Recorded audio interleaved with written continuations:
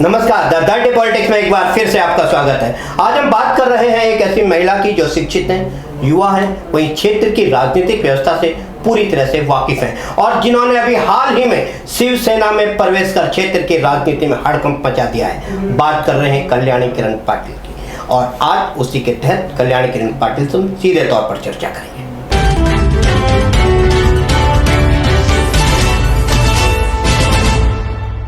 कल्याणी जी नमस्कार। नमस्ते। कल्याणी जी, सबसे पहले एक बड़ा प्रश्न, क्या आपको राजनीति में आने की प्रेरणा कहां से मिली? आप सबको पता है कि मैं एक प्रतिष्ठित परिवार से संबंध रखती हूँ। स्वर्गीय चिमा पाटिल, रामचंद्र तात्या पाटिल, मैं उनकी बहू हूँ छोटी। तो कभी कभी हम देखते समाज में क्या हो रहा है, लोगों की समस्याएं देखते हैं, लोगों को बहुत सारी कठिनाइयां हैं और लोग समस्या लेके आते भी हैं हमारे पास। पर कभी कभी कई समस्या का हल हमारे पास नहीं होता है, कोई समस्या का हल होता है, करते हैं जो हमसे बन पड़ता है हम करते हैं। तो सोचा कि ये सब राजनीति में आने के बाद बहुत सारा आसान हो जाएगा काम, तो हम लोगों को आसानी से कुछ सेवा कर सकते हैं, लोगों की समस्या सुलझा सकते हैं। तो यही मेरे ससुर जी की जो मेरे पे संस्कार थे कि बाबा लोगों की भलाई ये अपना सबसे पहला मस्तक होना चाहिए, तो इसकी वजह से हम राजनीति में आए। लेकिन राजनीति में आते ही आपने सबसे पहले शिवसेना को क्यों चुना? उस समय भारतीय जनता पार्टी पे एक विकल्प के तौर पर थी, दूसरा बहुजन विकास आघाड़ी जो क्षेत्र की सर्वाधिक शक्तिशाली राजनीतिक पार्टी है, आप उसमें क्यों नहीं गए? आपने शिवसेना में ही प्रवेश क्यों किया?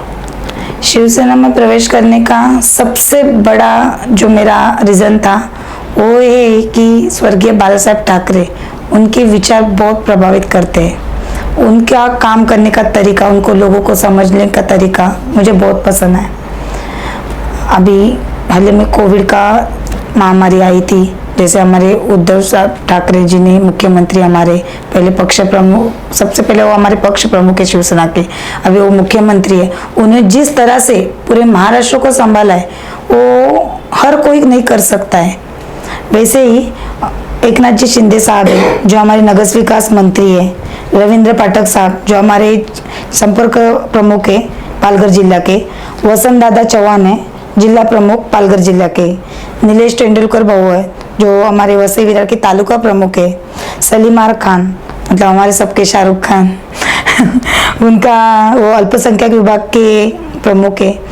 तो उनका जो काम करने का मैंने तरीका देखा है कि राजनीति में आए हो तो राजकारण ना करो, समाज के लिए कुछ करो, समाज का भवितव्य देखो, समाज के लिए जो अच्छा है वो देखो। और उनके जो काम करने का तरीका था वो बहुत प्रभावित कर गया। तो हमने सोचा, मैं हूँ, मेरा हस्बैंड है किरण पाटिल, हमने सबसे मुलाकातें की। हमको लगा कि ना, अभी एक मौका है जो हम अपने समाज के लिए कुछ करना चाहते और ये शिवसेना के बैनर के नीचे आके करने का मौका मिल रहा है, तो क्यों ना हम शिवसेना में आए।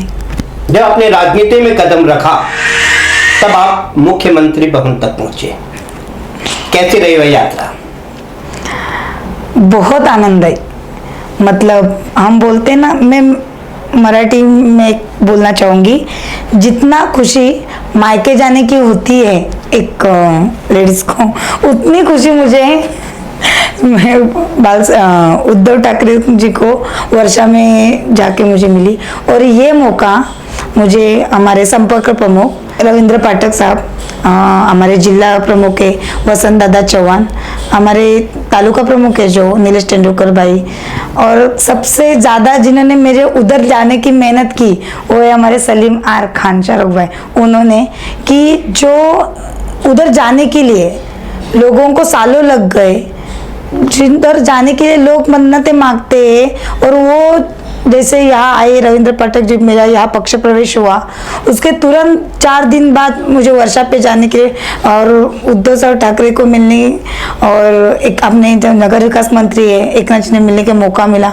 मुझे बहुत ही खुशी है, मतलब चलो कि वो स्फूर्ति जो मेरे 100 गुना थी कि शिवसेना में काम करना है, वो 200-400 गुना मेरे बढ़ गए कि बाबा नहीं, अभी तो करना ही है। आपके परिवार की एक महिला एडवोकेट अंजलि पाटिल, बहुजन विकास आघाड़ी की पूर्व नगर सेविका भी रह चुकी हैं। वह बहुजन विकास आघाड़ी में, आप शिवसेना में हैं। राजनीतिक पार्टी विचार होती है, शिवसेना और बहुजन विकास आघाड़ी दो अलग अलग विचार हैं। वहीं एक ही परिवार में कल्याणी किरण पाटिल व एडवोकेट अंजलि पाटिल, ये भी दो अलग अलग हैं। कैसे सामंजस्य स्थापित कर पाओगे? आपके सवाल में ही आपका जवाब है। मैंने मेरे फर्स्ट बार में आपसे जब बात की तभी मैंने आपको बताया था, मैं आज भी आपको बता रही हूँ कि हर एक पर्सन का एक हर अलग व्यक्तिमत्व रहता है। तो उस हिसाब से, और मेरे घर में ही वो संस्कार है कि every person has different mind, मतलब हर एक पर्सन अपने विचारों से चल सकता है। तो पापा ने भी बताया है कि नहीं बेटा, तेरा एक अलग वजूद है, वैसे दीदी का भी कुछ अलग वजूद है। उनको उनके विचार प्रभावित किए, मुझे शिवसेना के विचार प्रभावित किए। वो उनको तो शुभकामनाएं आगे की उनकी राजनीतिक घोड़दौड़ को। वैसे मुझे भी कभी आप उनके पास जाओ, वो भी देंगी, क्योंकि मैं उनकी भाभी लगती हूँ। तो कुछ नहीं कि एक अलग व्यक्तिमत्व का प्रश्न रहता है कि हम अलग अलग विचारों से प्रभावित हुए। वो उनका काम कर रही है, मैं मेरा काम कर रही हूँ। क्षेत्र की सर्वाधिक शक्तिशाली राजनीतिक पार्टी बहुजन विकास आघाड़ी क्या क्षेत्र में सही ढंग से काम कर रही है? क्योंकि अब आपको आगामी वसई विरार शहर महानगर पालिका में अपनी भूमिका निभानी है, और वह भूमिका बहुजन विकास आघाड़ी की विरोध की भूमिका होगी। ज़्यादा कुछ बोलना नहीं चाहूँगी उसके बारे में।